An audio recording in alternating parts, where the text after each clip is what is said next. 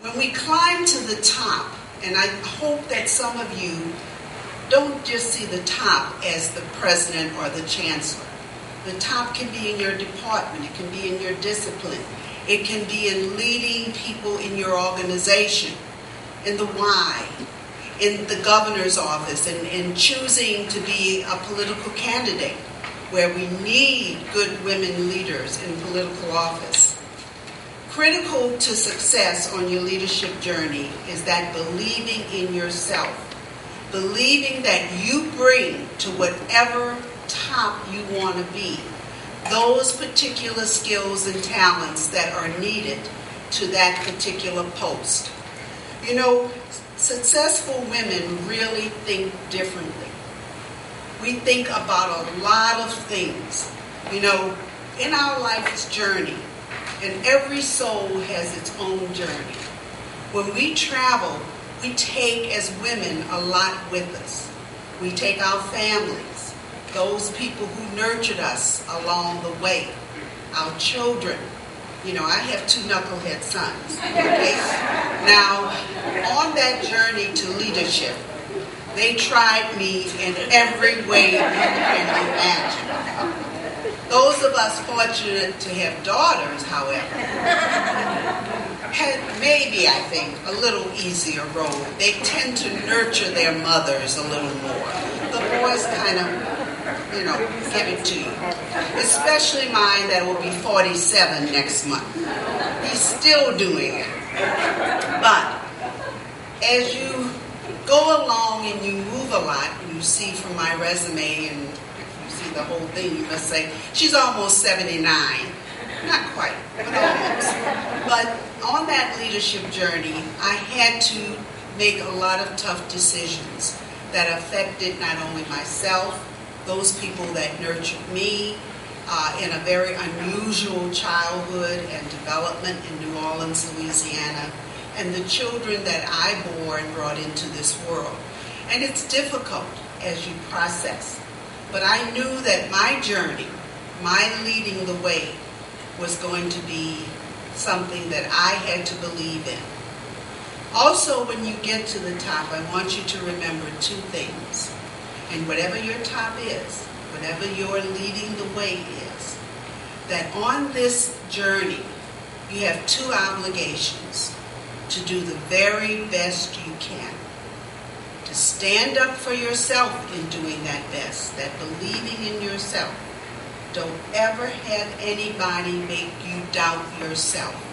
And there will be people along that way that will make you doubt yourself.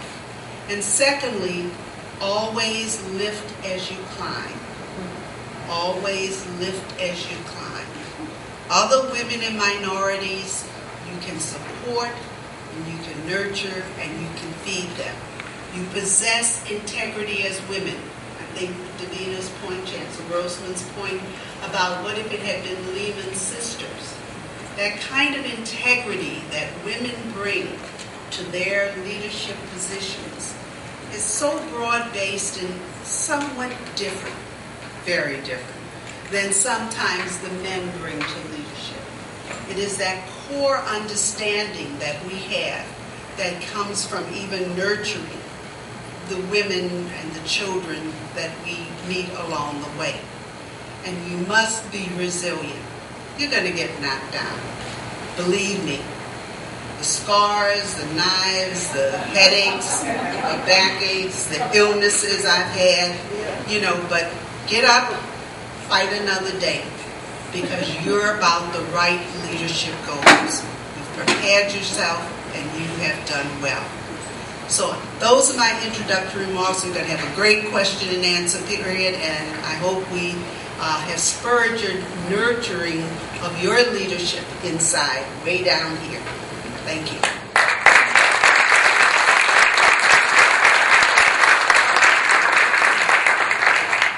So good morning, everybody. I want to thank everybody again. And I will start off by saying that I am nowhere near as accomplished as the three other women that are on this panel with me, and many of you that are in this room. But along my journey, I have definitely had some key experiences that I feel that are important to share, and particularly important to share as someone that is still very much at the beginning of that journey, and also someone that very much encompasses the categories of women that often are the hardest to be successful in their leadership journey. I'm someone that, I come from an immigrant background and grew up in Lawrence, Massachusetts. And I've always felt that for me, women leading the way, there's a series of ingredients that it takes for you to become that person. And I think for me, it's a reflection of the last, 15 or 20 years. And I think the best way of describing what I've done during that time is intersectionality of politics, people, and planning. With the importance that all that order actually matters. People first. Politics makes you understand the context, and the planning is what you actually are going to do in terms of promoting and solving solutions, right? And I've also found that along that way, the biggest ingredient to being a leader, or being a woman leader, is having the willingness to lead. I find across the last 10 years, I find that there's a lot of women often that say, I see that other opportunities are being given, but I'm not getting my opportunity. Why am I not getting my opportunity? You have to be able to be extremely observant and have both the emotional and social intelligence to understand when those opportunities are emerging and be willing to take the risk to put yourself in that position. When I look at the different sets of my career where I've taken positions of leadership, it's not because anybody thought of me. And more often than not, it was because I raised my hand or I took on the task, took on the project because no one else in the room wanted to. And especially working in political campaigns, the room usually was men, and usually white men. And I often found myself, taking on the issues that, had to do more with women and families. One of in 2010, I led the historic adoption of a criminal justice reform that for 20 years many male leaders tried to get through the State House and couldn't. But what I did when I stepped in was, let's take a step back and actually listen to the people that are affected by this issue. And let's think about what are the collaborative relationships that we need to create and bring in so that we can lead on this issue and be successful. And what I found throughout the course of that journey is that as women and women of color, we have to exercise that voice and we have to look for those opportunities. And you truly cannot wait for anyone to think of you in that way. And I just want to really make sure that we emphasize that. Another piece too is we often hear, and I think I hear this a lot from a generation before me, my own generation, saying, we want a seat at the table, we want a seat at the table. But what I've come to realize, especially in my current capacity in the governor's office as a senior staff member, that sometimes you get a seat at the table, but you realize it's not your table. and understanding that and knowing that, A, it should not lead to frustration that stops you. But B, it should push you to understand who is it that I have to work with to create my own table.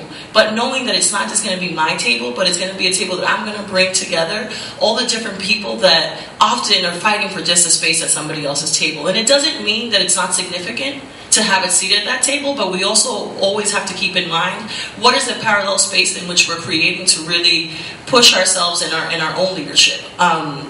And I think the other piece of it too is not being scared to ask for help. And I think a lot of times we have this tendency, especially when we have particular educational backgrounds, that we think we just have to work harder and put our heads down and just try.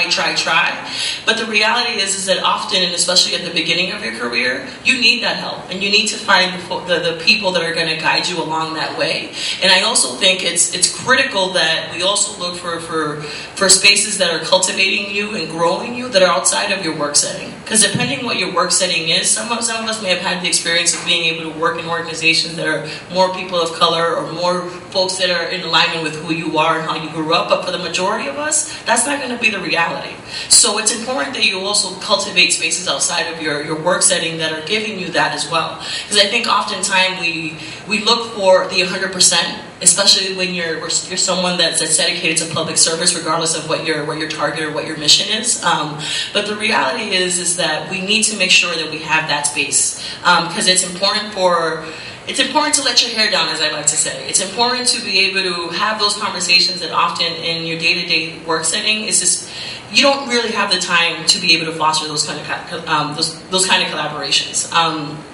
And I do also want to talk a little bit about the budget and finance piece that was briefly mentioned, because when I compare my trajectory to peers that have done the same kind of work as mine, and I've clearly noted how I've been able to skip a couple steps along the way in my leadership journey, is I very quickly from the beginning in my career in politics wanted to understand the numbers. I'm like, people are going out and doing the outreach work and doing what they call the heavy labor, but then the people that are understanding the numbers and are crunching the numbers and putting the targets and understanding the systems and the modeling and the theory behind it, they're the ones that are really controlling the work. So I understood at the very beginning that I wanted to understand both the theory and the numbers, and in order for me to grow within the organizations that I've been a part of, understand the finance of them. I could have very much just stayed in my corner of program development and not had to learn about the finances, but I wanted to. When you actually ask me, from all the things that I've done in my life, what have I enjoyed the most at work, it's fundraising. Which a lot, I see some surprises because a lot of people are like, fundraising, really? Well, I think fundraising is critical. But if we can't speak to why someone needs to make an investment into your organization, your institution, then what are we really doing? And how are we building out the capacity over the long term? And again, understanding the finances, the fundraising, and the sources from where money comes from and what it takes to get there is critical to grow an organization, because you can have passion. The passion can only take you so far. And a lot of times, we have a tendency, especially in the social justice background that I've been, where there's a sort of a promotion of just lead with passion, lead with passion, lead with passion, but you need to have the fundraising and administrative background to be able to do that effectively. So again, not to belabor the point for too long, I do want to end all of this by saying that it is critical as a woman in leading the way and wanting to be a leader to define what kind of leader you want to be. Where do you fall in the organizational chart? And what is it going to take intentionally for you to get there? Because the reality is that it's anyone that's successful was very intentional along the way. Yes, certain things may have quote unquote fallen under laps, but just because opportunities emerge out of nowhere doesn't mean that you shouldn't be preparing yourself along that journey so when those opportunities come up. So I just want to close it there and leave it to Dr. Adrian to continue. Just a little more comfortable standing than sitting, and I'll do my best with this microphone, because whenever I get in front of a microphone with my staff, they always say to me, Adrian, inside voice, inside voice. It's your inside voice. I'll try to use my inside voice. But like Dr. McDevitt said, and the other panelists have said, I too am truly honored to be a member of this prestigious panel and to be here with these women who have accomplished so much. So Chancellor Grossman, and to all of you, thank you so much for inviting me to spend some time with you here this morning. I just want to start off by sharing with you, let me back up a second. At this dinner that Chancellor Grossman talked about last night, Dr. Parker said, well, tomorrow morning, we'd like for you all to get up and say a few words, to speak a little bit. And I didn't know that we were going to do that, and sometimes you have to be careful what you ask for, because I like to talk. So I'll try not to keep you up here too long. But one of the best pieces of advice that a friend of mine ever gave me is she told me, make sure that you live your life. Live your life. If you choose your journey to success, that's wonderful. That's great. But while you're on your journey, make sure that you live your life. Have a good time. Do those things that you enjoy. Do the things that you're passionate about. Live your life. I think one of the things that has helped me along my journeys, I've always learned to take advantage of opportunities that have been afforded to me. When I was a young person, I knew that I was going to go to college. I didn't have a choice. I really didn't. In my family, you have to go to college. every generation is tasked in my family with doing better than the previous generation. So I think at this time I was in maybe 10th grade or 11th grade, you know, that age when you're feeling your oats.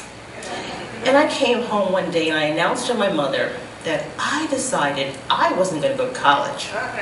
All right, I was going to go into the military. And my mother looked at me and she said, her exact words, she said, if it's the last thing I do, you are going to college. Which I thought, oh my God, is she coming with me? I didn't know what she meant by that. And then she said to me, she said, no, this is telling, dating myself here. She said, and when you finish college, she said, you're going to have that sheepskin in your hand. I don't care what you do with it. You can lie in the street and be a bum, but you'll be lying there with the sheepskin in your hand if it's the last thing I do. So going to college, like I said, I had no choice. That's something I was going to do. I thought I wanted to be a doctor. Engineering was never, ever, ever on my radar. That just wasn't something I ever thought about. And during my, I think I was in 11th grade at high school, my guidance counselor called me in because they were starting a new program at UMass Amherst called the MITE program, Minority Introduction to Engineering. And she said, well, you have good grades in math, you have good grades in science, I think you should go to this program. So, again, opportunity, right? So I said, okay, sure, I'll go. I went to that program and absolutely, positively fell in love with engineering. This is what I want to do. I can use my brain, I can use my math skills, I can use my science skills, I can get my hands into it. I really thoroughly enjoyed it. So I decided that I was going to go to college and major in biomedical engineering. And we were talking about this at dinner last night because of all of the engineering disciplines, that seems to be the one that attracts the most women. Because it's a field that you help people, right? So if you're a biomedical engineer, you're designing products and items that help people, such as prostheses, things like that. Well, I started my college career at Boston University. And they said, Adrienne, if you're going to be a biomedical engineer, you have to take A&P, anatomy and physiology, and you have to work on cadavers. No, that was not going to happen. And this is the person who originally wanted to be a doctor. So obviously, medicine was not the right career trajectory for me. My husband and I have one child. We have a daughter. And she has had a couple of, children have accidents. One of the accidents that she had involved blood. And so, upon seeing this blood, this was my reaction. So knowing that patients probably would not react positively to that reaction from their physician, I decided maybe I would eventually become a different kind of doctor, that medicine was not the field for me. So I changed, I became a computer engineer, decided I didn't want to do that, and finally landed on electrical engineering, and I absolutely love what I chose to do. I was working at Digital Equipment Corporation, and let me tell you how that happened again.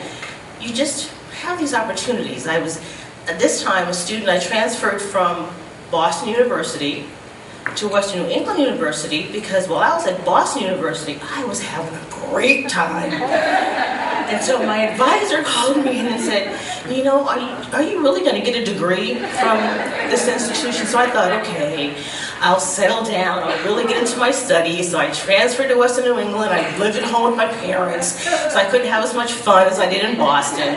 But it worked out very well. So after my junior year in college, now I got 3 years in engineering. I want an engineering job in the summertime.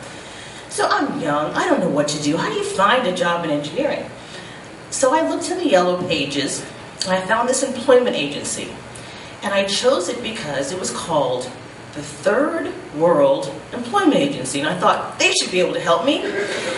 So I go in, and this poor man, I just pretty much attacked this man. My name is Adrienne, at the time Williams, and I'm an engineering student. I want a job as an engineer, blah, blah, blah, blah. He looked at me, and he said, ma'am, we hire construction workers. He said, however, I've never met a woman who's going to be an engineer, so I'm going to help you out. He had a friend who happened to be the human resources manager at Digital, sent me over there, and that's how I got my first summer real engineering job. Again, just a matter of creating those opportunities. Look for ways that you can lean in and find what works best for you. So I worked there as a manufacturing engineer and was very successful. Somewhere along the way, I attended one of those makeup parties. You know, I didn't even wear makeup. Mary Kay Cosmetics. So I go to this party, and the woman says, as they always do, oh, you'd be a great salesperson. You know, you should sell Mary Kay. And I thought, okay, I'll do that.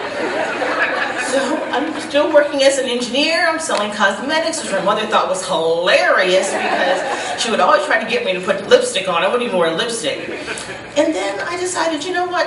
I had gotten married. Our daughter was a few months old. I said, I want to stay at home with my daughter. My husband said, luckily, that he would support me, whatever I wanted to do. Then I had to make that phone call to my mother to tell her that I was leaving my full-time engineering job to stay home and sell cosmetics. I knew she was going to have a stroke. I really did. And after I finished, I told her what I wanted to do. She said to me, she actually said this, I think that's great. I had to say, excuse me, ma'am, I must have the wrong number. She said, no, no, no. You already have your college degree. You can always go back if you choose. So I think that's great. Stay home and raise your child. So I did that for 11 years. And it got to the point where I'm like, okay, I really need to get back out there. Now, during this time, I want to say, again, when you are afforded these opportunities, lean in. Do the best that you can do. This person who never wore makeup, knew nothing about skincare, washed my face with whatever was available, went on to become a senior sales director at Mary Kay. I won 4 cars. You know what? When you don't know what you're doing, you just do it. She just said, go, go, go. So I just went. And I had been selling for about 3 months, and she said, you know what, Adrienne, you're winning a car. And I didn't even know the rules. I said, what do you mean I'm winning it? She said, oh, you're winning a car. Okay. So about a month later, my husband was involved in a car accident. He was fine, but the car was totaled. So he said, well, we got to buy a new car. I said, no, we don't. I'm winning the car.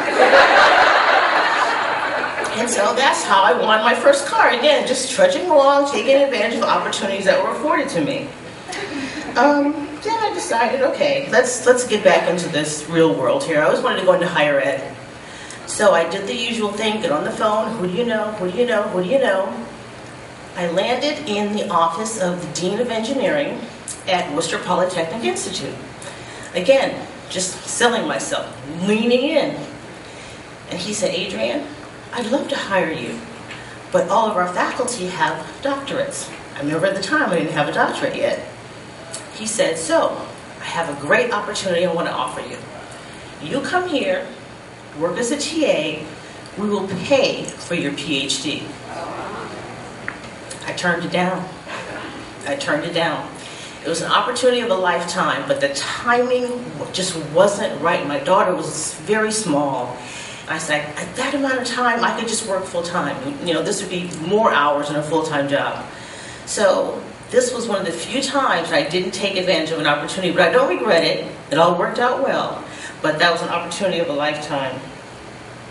So I ended up at my current institution as a part-time faculty member, again, making those phone calls, who you know. I was teaching at my alma mater, and I was there as an adjunct for about 2 years when a full-time opportunity became available at another institution, so I went there and took that job. 4 years later, my current job became available. People said, you should apply, you should apply. I said, why would I want to be a dean? Why would I do that? So I made the usual list, right? The pros and the cons, why you should, why. I still was not convinced. So much so that I called the Director of Human Resources and said, I want to talk to that CAO guy. I have some questions about this dean's job. So she said, okay. She arranged a conference call. And I sat at my kitchen table in my bathrobe with my cup of coffee. I'm firing these questions away. And at the end of the conversation, he said, well, I hope you apply. I did. They offered me the position. Still not convinced. I took the job. I took advantage of the opportunity, but I made sure I had a backup plan. I had a 3-year non-paid leave of absence from my faculty position. And for 3 years, I used to tell my boss, don't make me mad. I'll go back to my other position. So, I had the pleasure of participating in the Millennium Leadership Institute. Dr. McDevitt was there. We got to see each other again. That's how I ended up meeting Chancellor Grossman, and we have had a wonderful relationship. I just want to say publicly that I value and cherish my relationship with her. She's been a wonderful friend. She's been a great mentor. And who knows what the next chapter is going to bring. But whatever comes, I'll be ready. And I'll lean in. And I'll take advantage of that opportunity to continue my journey to success and to continue to live my life. I wish you the best.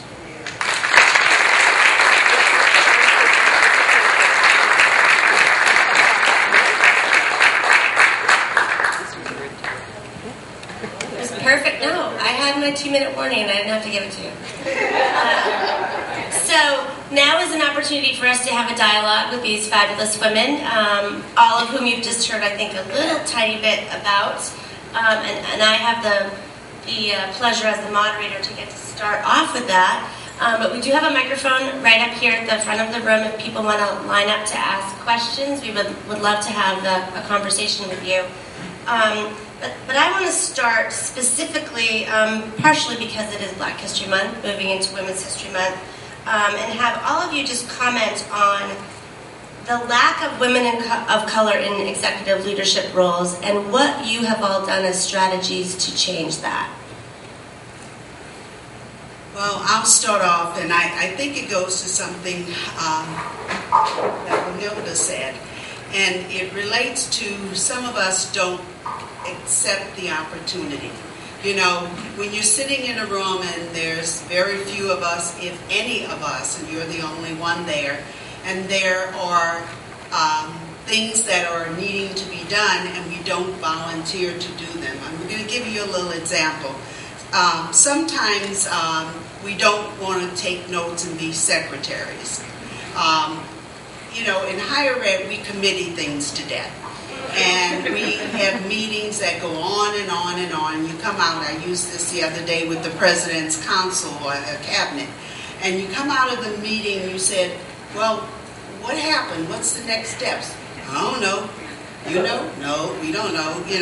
If you volunteer to be the secretary, take just, bare notes, but you get to put down the next steps. And you direct the committee, you could direct what's going to happen. Also, volunteer for activities, things that maybe nobody else wants to do. Also, make sure you know people on campus. People walk around glum, they don't introduce themselves, people in your department, you may not know them. You've got to get known. You've got to make sure, even if comments, people are afraid to open their mouths sometimes. I was always outspoken. I don't know why, if you can't tell that.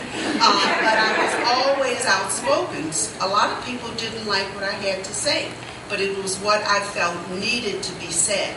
So people said, well, at least if we put Marie on this committee, she will say what she feels and it may take us to the next step.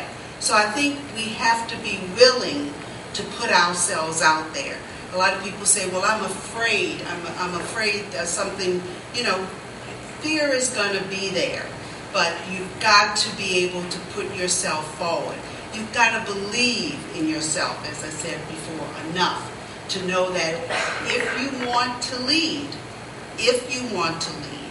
then put yourself out there and be willing to take and seize the opportunity, or as Adrian says, lean in to what you want to do.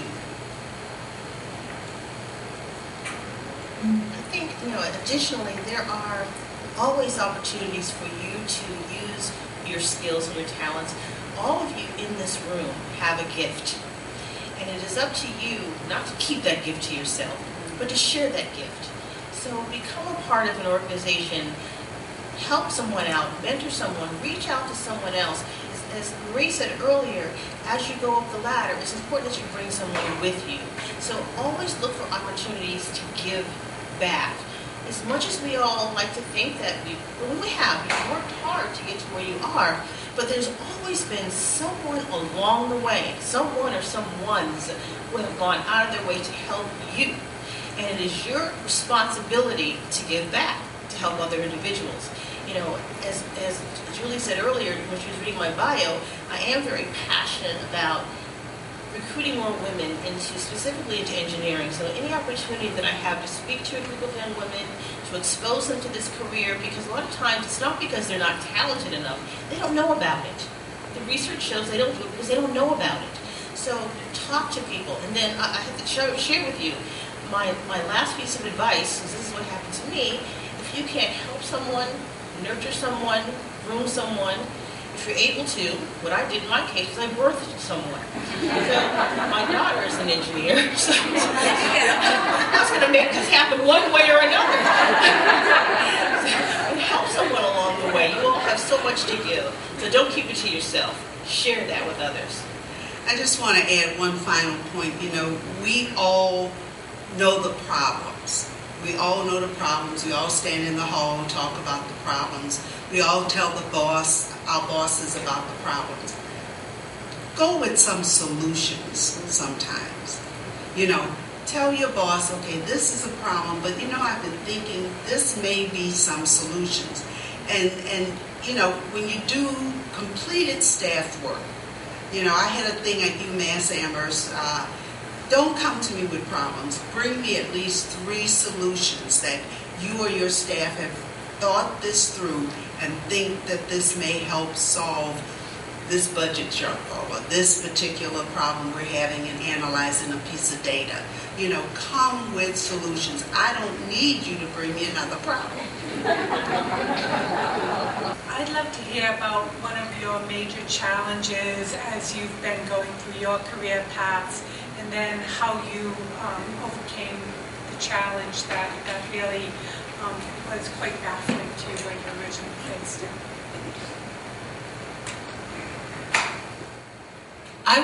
I would say is the vocalizing of your opinion. I know I did the tactic of being the note taker, and because I realized very quickly that nobody wanted to do it and that I can control the process more that way.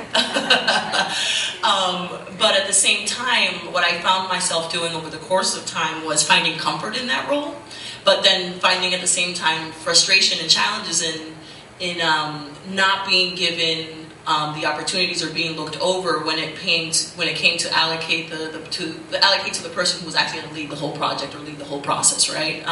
So you're the constant number 2, but you don't necessarily you're not going to be given opportunities to be number 1. So I think for me, I find myself at that crossroads where I acknowledge that it's been a challenge, and I'm proactively now figuring out what are the different relationships and the different people that I have in my life and in my network that can help me get over this challenge, because I realize that it's an internal battle that I'm having, and being comfortable with sharing it, because I think oftentimes because we're seen as smart or we're seen as successful, we don't want to talk about the things that are hard along the way. But what I'm finding is the more I'm talking about it, the easier it's actually becoming in my actual work life to get over that voice inside of you sometimes that says, well, wait till later to say that, right? So I think for me, that's always been a consistent challenge, but one that I'm genuinely embracing now and finding myself becoming more confident every day because of it. So.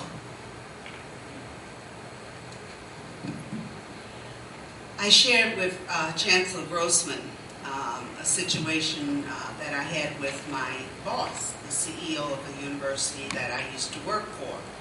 And it was somewhat the challenging of my authority with staff under my control.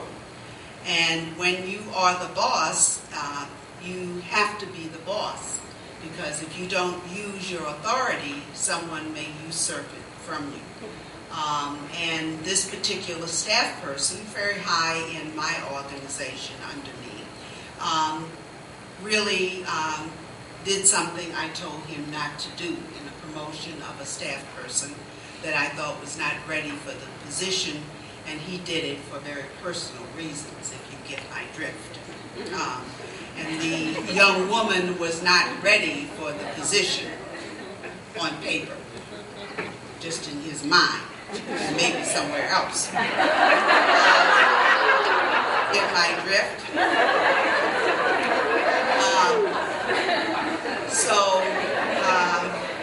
She had better sense than him. She resigned, but I fired him for insubordination because I told him not to promote her.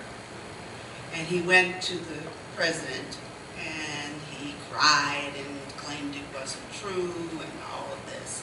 And then the president called me and said, Marie, you shouldn't have done that. These are rumors going around. This is not true. This man didn't do this, and blah, blah, blah. Well, within the next 6 months, or clearly within a year, his marriage broke up and he married the young lady. So, you know, you have to stand up for your authority, and you have to not have people usurp your authority, because if you have power in your position, you have to make sure that it is used to reinforce your authority within the organization. It was a very painful process for me personally, and it was a very painful process for my boss and myself to get through. But I could not have an end run around me with that particular kind of thing, with particularly having 14 departments reporting to me and him just being one of them. So. Marie, do you think that he would have questioned your decision if you had not been a female? Absolutely not. Absolutely not. And that was the undertone. I was a woman CFO. You don't get to be a woman CFO. I mean, I've had just that little flagship up the down the road or wherever it is in the state. One dean of engineering sitting at a table tell me he wasn't going to do the budget when I was meeting with the deans. And I said, well, if you don't do it, I'll do it for you. And I had the budget and I'll have the budget done for you, and within the time span. And it was done, but that particular dean went on to be a president of a university that made very racist comments, and he was terminated from that university for making very racist comments. And I was the first African-American woman to be dean at UMass, budget director at UMass Amherst, which was one of the 5 principal cabinet members at Amherst, because they used the OMD model. So you have to realize sometimes who you are in a particular setting, and if you don't accept your authority, other people will not acknowledge your authority.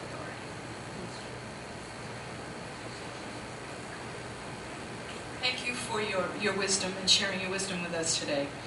I often am the secretary of many organizations. I become the vice president, I become the president. And then everybody wants me to be their fundraiser. So I understand that path. But I also wanted to share with you how important it is for women to be on nomination committees. I have been able to change the complexion, and I mean complexion, of many organizations by being the chair of the nominating committee. Nobody wants to do that. Well, lifting as we climb, I know a lot of women who need to be on these organizations. I know a lot of people of color who need to be on these organizations. And the men that I am on a committee with usually have no idea of these other people.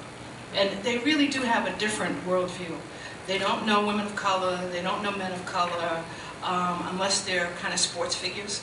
So it's incumbent on us to be on these nominating committees and say, you know, Maria so-and-so would be really good, she works in the schools. So-and-so is a great parent and is involved in all these parent organizations. We need to point those people out, and we need to help them be on these boards and change the complexion. Thank you. Thank you, Lee. That's a great comment, because I think they can never find us. They can never find us, and it's so critical for us to help, you know, but take charge of the process, don't just help. I have two questions. One, I'm home right now doing research. This university has been a very great support system for me. I've done a lot, and I just feel like, my question is just how do you, I feel like I've grown so much, and there's been many opportunities for me, so when I'm home, I think everything kind of sat still. And I just bring all this positivity, and I just feel people don't like the change I bring, and they just, you know, people just want to say the same, and there's just tensions. So my question is just how do you kind of go home and, you know, try to bring a positive difference and bring everything you learn from school and not kind of irritate everyone that's just satisfied with the way things are? That's the first question.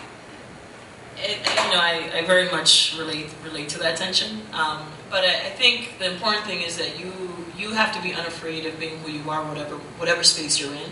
Because what you'll find across your journey is that you will experience that in many different kinds of ways. What may it be being in a work setting where you might be very excited about one initiative, but everyone else in the office is looking at you like, why is it that you care so much about that? But specifically to what you're saying, I don't think that people around you are irritated. I just don't. What I believe is that they can't connect to the world that you're seeing anymore. In many ways, that's tough. And I think you have to find a way to construct a different kind of relationship with those people, with the understanding that don't let them change who you're becoming along that journey, because you will often find yourself in situations where someone's asking you to choose a part of who you are to lead with, and when you compartmentalize yourself that way as women of color or men of color, it becomes very tough in the leadership ladder to really to maintain your integrity and who you are as a person if you feel like you have to be somebody different every time you're in different spaces.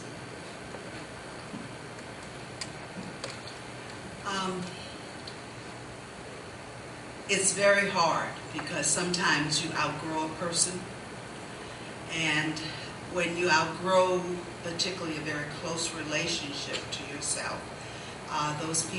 that person thinks that you are becoming more above them, and they just can't seem to reach you anymore, and it is a very painful situation, and sometimes it doesn't end happily. So I suffered through several of those. As Amelia said, it's important to be yourself, be who you are, be true to yourself. You will be so uncomfortable trying to be something that you're not. So you will find yourself, eventually, people will gravitate to you because of the qualities that you bring. And those are the people you want to surround yourself with. As much as you might need to distance yourself, and as Marie says, it's challenging sometimes to do that, but you want to surround yourself with people who think like you, who bring something to the table that you can work with together, that you can collaborate toward success with those people. So my second question is, so I'm 3 credits away from graduating. I have to just finish my research. Professor Jenkins. So my question is, I really want to travel, and I want to do something where I can be creative. So I applied for 3 fellowships. I didn't get them all. So my thing is, my mom keeps on pressuring me saying, I studied political science. She said, you need to get a job, you need a job. I had an opportunity to go and volunteer in Washington, D.C., work on Congressman Keating's Foreign Relations Committee and stuff. But things at home changed. So right now I'm home trying to finish my research, and I have this really cool idea, like a startup plan, and my mom just always hammers me, you need to get a job. So what if, at this point, I have like kind of 6 months before, Sally Mae starts calling me. I have savings, and how do I, if I really want to do this, I feel like this is my path. How do I kind of have my community or my mom support me, even though I'm not working, and I know this idea of mine really could take me far. I want to kind of work for myself, basically.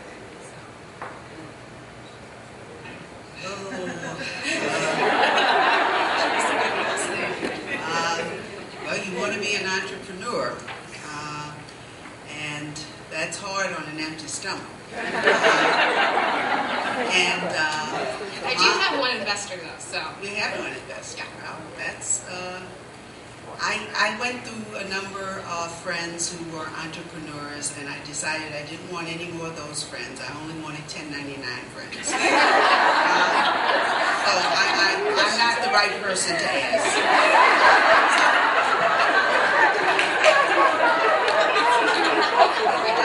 Friend or a doctor.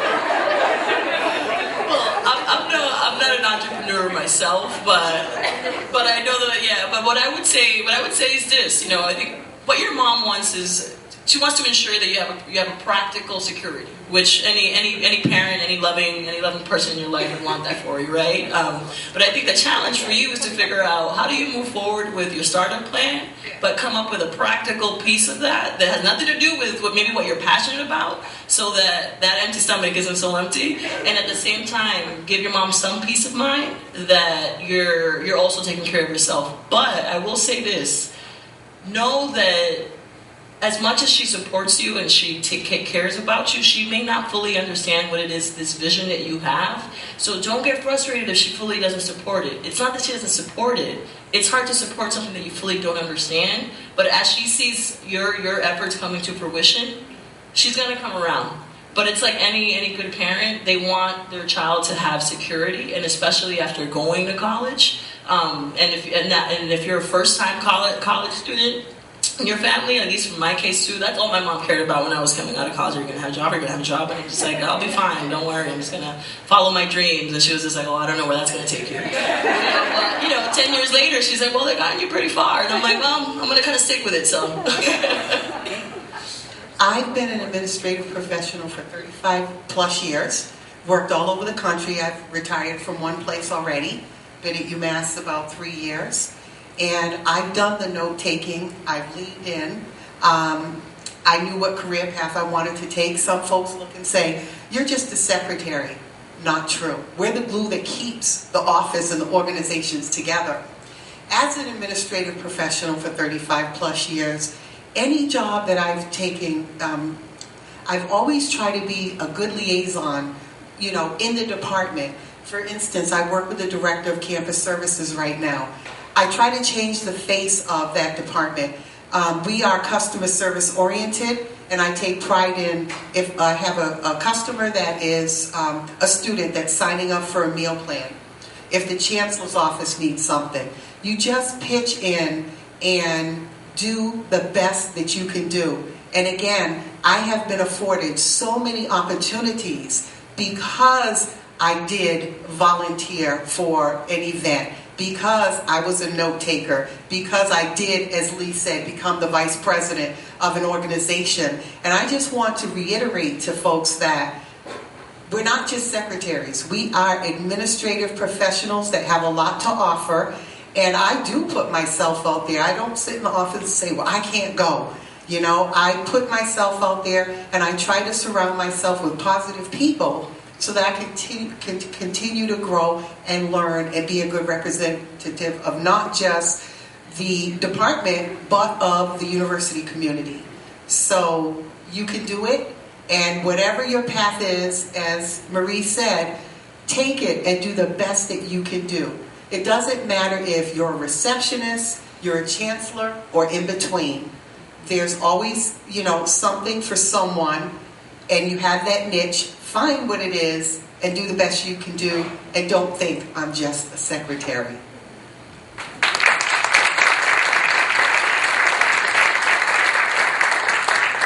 Tony, it takes so many people to keep the wheel turning, and I really think the best people on campus in most ways are the administrative professionals.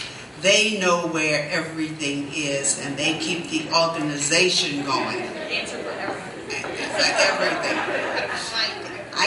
I couldn't keep going if it wasn't for my AP person. Good morning.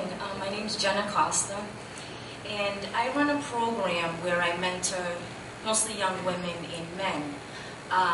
My question to you would be, I find a challenge where I love to mentor.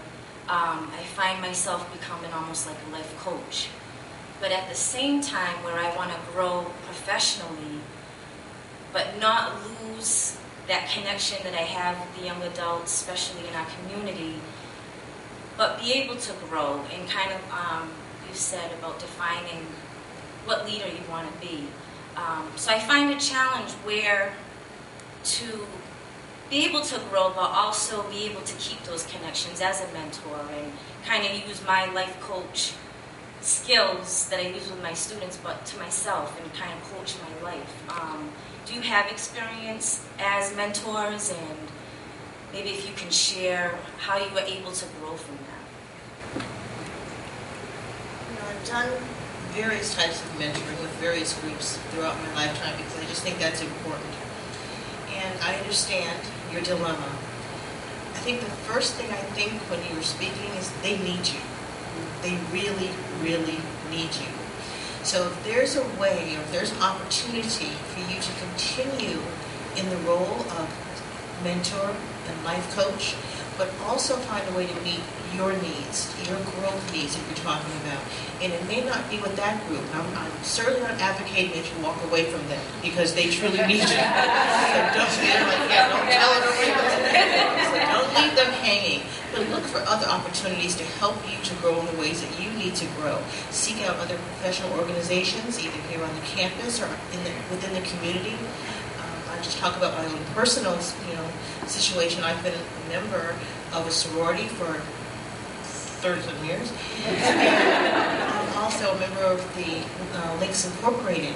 And so within those organizations, I have found opportunities to work with women who are like-minded, who have been a great resource to me, who have been able to help me out in a lot of ways throughout my career.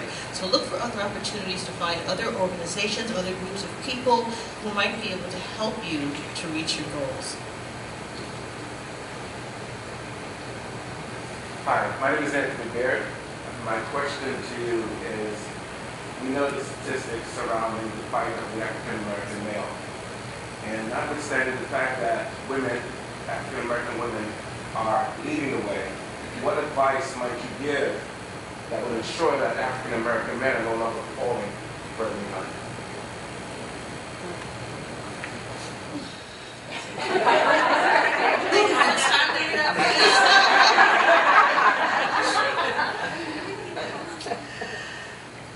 Well, because you talked about your knuckleheads. So. I'm talking about my knuckleheads, who I love dearly, let me say.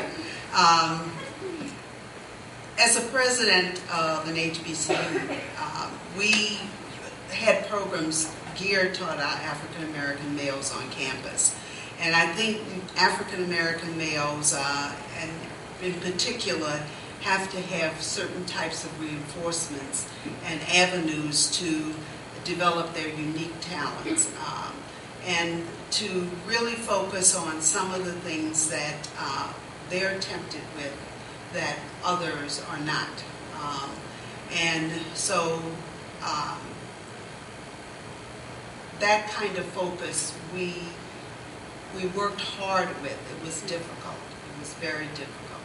And I think there are many outreach programs now starting for African American males. I don't know if I heard this morning or last night, but the incarceration rate and this country, what it has done to particularly men of color, is just a big, big issue with the drug issues and the new, the Alexander woman out from Ohio State who's written the book, the new, I won't get the new type of slavery, the new Jim Crow, the new Jim Crow. She was on my favorite, the HBO guy who comes on. Bill Maher. She was. You get this age. Yes, young minds help out. But on Bill Maher, and the new Jim Crow, that book is an eye opener, for people on what has happened with the incarceration of men of color in this country, and then institutions that need to really reinforce and help. Once a young man is a felon in this country, he's lost, and it's creating generations and generations of incarceration mindset in people. So it's a hard question, and I do everything I can every day with my sons and my grandson to hope that mindset just doesn't reinforce. And I have one son that's a felon, and I'm not ashamed to say it. But it is a difficult issue.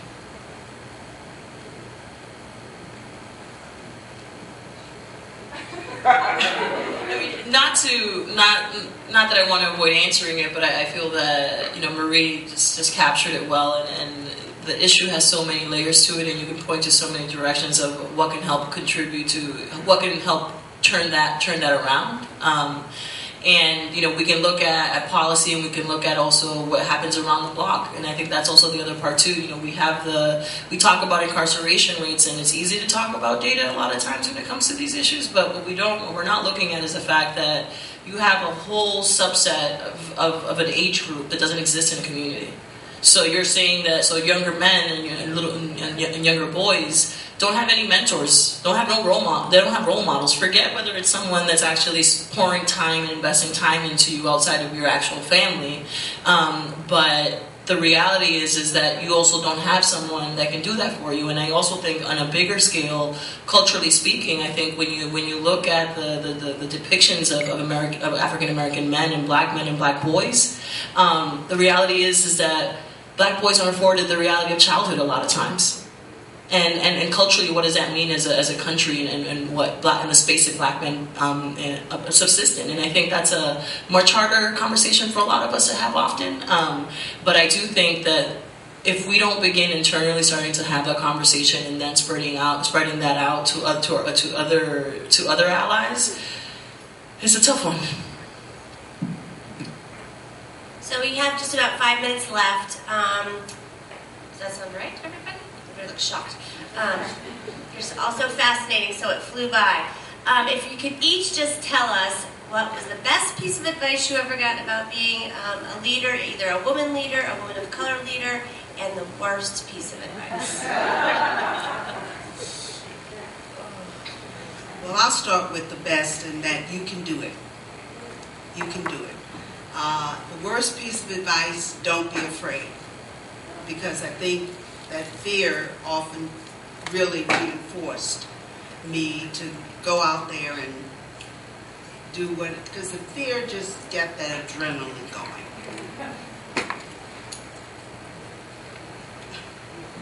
I think also, like Marie, again, the best piece of advice was you can do it. Having someone have the confidence in me and in my abilities was very inspiring, very motivational. But as far as the worst piece of advice, I think having been told to just go for it. And I'm not saying that you shouldn't go for it, but you need to be prepared first. There's this intersection where opportunity, meets preparation, and you need to be there. And just the opportunity alone is not enough. But make sure that you do your homework, do the things that you need to do to prepare you to be successful on your journey, wherever it is you decide that you want to land. Be prepared. So best piece of advice I would say is show up and be prepared. Because a lot of times, people laugh when you say show up, but the reality is that, for many different reasons, and for some people, sometimes they can't even get there. So show up, and also make sure that you're prepared and know your audience. Because that's something that for me is always very critical, regardless of it, and especially in the kind of work that I've done.